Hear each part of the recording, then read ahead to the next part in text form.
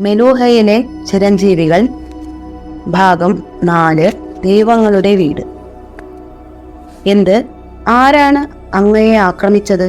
സ്തബ്ധനായിപ്പോയ നന്ദി ശിവന്റെ സമീപത്ത് കുതിച്ചെത്തി അവന്റെ ശരീരത്തിലെ മുറിവുകളിൽ നോക്കിക്കൊണ്ട് ചോദിച്ചു.